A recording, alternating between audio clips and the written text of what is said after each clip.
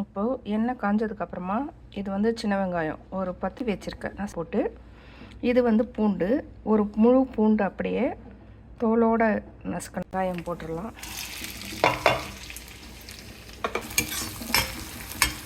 அதை அப்படியே வதங்க. இப்போது வெங்காயம் ஓரளவுக்கு வதங்கினா போதும். நல்லா பூண்டு எடுத்து வச்சுருக்கேன், இது போட்டுடலாம். நல்லா லைட்டாக வதங்கினா போதும், ரொம்ப டார்க் ப்ரௌன்லாம் வதங்கணும் தேவையில்லை. ஒரு 3/4 கிலோலேருந்து 1 கிலோ கிட்டே இருக்கும். அதை அப்படியே கொஞ்சம் பரட்டி விடலாம். இப்போது கலந்து பார்க்கலாம். பாருங்கள், நம்ம வந்து சிக்கனில் தண்ணியே ஊற்றலை, ஆனால் இவ்வளோ தண்ணி அந்த சிக்கனில் இருக்கிற தண்ணியே இறங்கியிருக்கு. அதுவே தூள் ஒரு ஸ்பூனு வந்து கல்லுப்பு.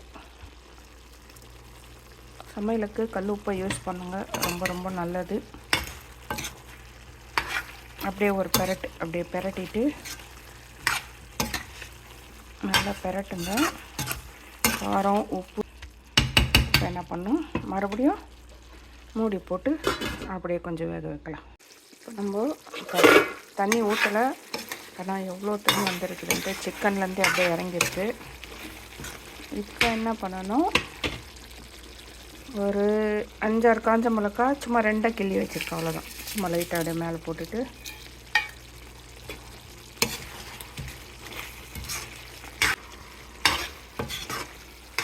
அப்படியே ஒரு பெரட்டு அந்த காஞ்ச மிளகாவோட காரம் இறங்கட்டும்.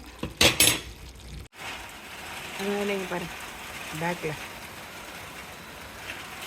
சாம மழை பெய்யுது. ஓகே, சூப்பராக மழை. ஓரளவுக்கு தண்ணி சுண்டிடுச்சு.